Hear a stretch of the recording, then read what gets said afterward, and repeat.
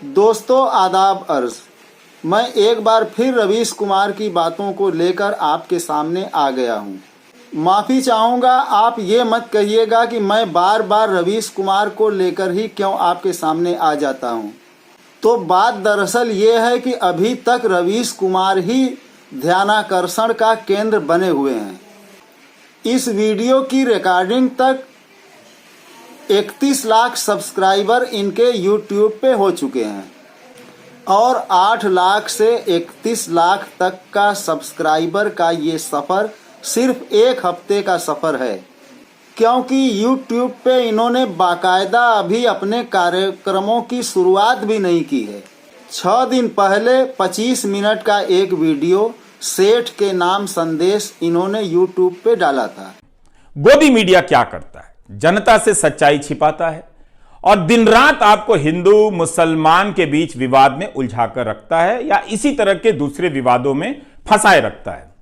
तो गोदी मीडिया देश का पहला ऐसा बिजनेस है जिसमें हजारों लोग इस बात के लिए घर से निकलते हैं कि दफ्तर पहुंचकर खराब से खराब प्रोडक्ट बनाएंगे। ऐसा कहीं बिजनेस आपने देखा है? घटिया प्रोडक्ट बनाने के लिए लोग घरों से निकल रहे हैं, कम लागत में बना रहे हैं ताकि आप खुशी खुशी मुफ्त में आपको मिले और समझे कि आप ग्रहण कर रहे हैं। ये लोग घर से निकलते हैं कि हम पत्रकारिता करने जा रहे हैं, यही बताकर निकलते हैं, लेकिन पत्रकारिता के नाम पर दफ्तर पहुंचकर जहर फैलाने का काम करते हैं। केवल जहर ही नहीं, जनता तक दूसरी सूचनाएं ना पहुंचे, जनता की बात सरकार तक और जनता तक ना पहुंचे, इसके लिए गजब गजब का प्रपंच रचते हैं। लेकिन अब जनता कुछ कुछ समझने लगी है, समझ रही है जनता कि नफरती डिबेट से उसका भला नहीं हो रहा है। जिन बच्चों को डॉक्टर बनाने में ध्यान देना चाहिए वे दंगाई बनाने के खेल में फंसाए जा रहे हैं, उसकी मानसिकता का प्रसार हो रहा है। ये संयोग की बात है कि 31 लाख व्यू भी इस क्लिप का पहुंच गया है। दोस्तों, मैं लेखन से तो सन 1987 से जुड़ा हुआ हूं, मगर YouTube पे मेरी नई अभी शुरुआत हुई है। अब तक हमारे सिर्फ 100 क्लिप YouTube पे अपलोड हुए हैं। इनमें से सबसे ज़्यादा 19,000 बार जो मेरा क्लिप देखा गया है उसका एवरेज 7% था, मगर रवीश कुमार से संबंधित जो भी वीडियो मैंने YouTube पे डाला उसका एवरेज 15% गया।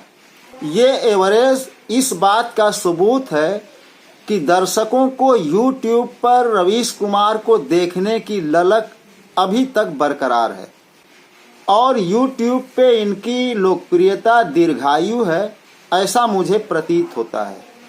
रवीश कुमार की लोकप्रियता के कौन कौन से कारक हैं, मुझे इस वीडियो में इसी पर बात करनी है।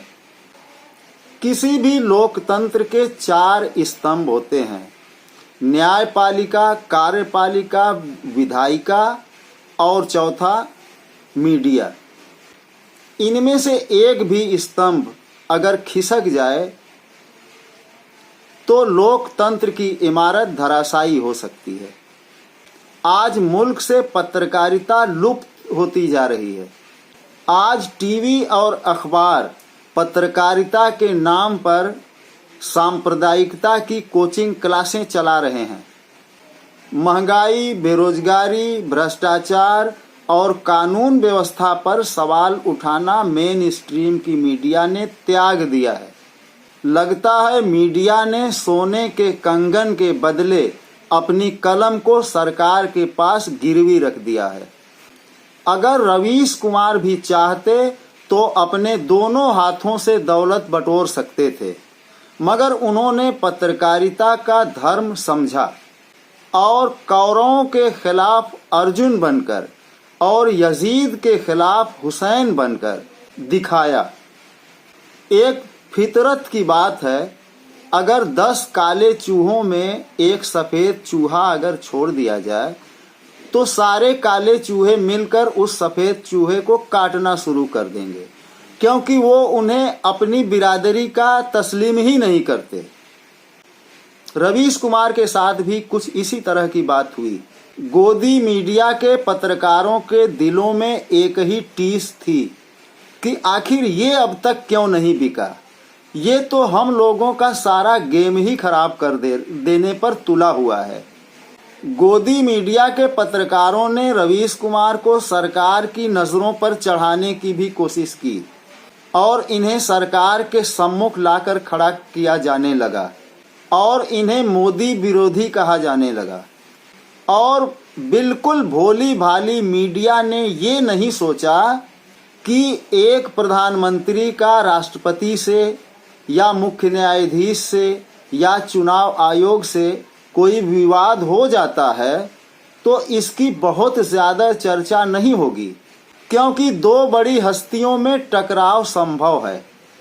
मगर एक पत्रकार को लाकर प्रधानमंत्री के सम्मुख खड़ा कर दिया जाए तो इसकी चर्चा देश ही नहीं बल्कि दुनिया में होगी और इसकी शोहरत पत्रकार को ही हासिल होगी।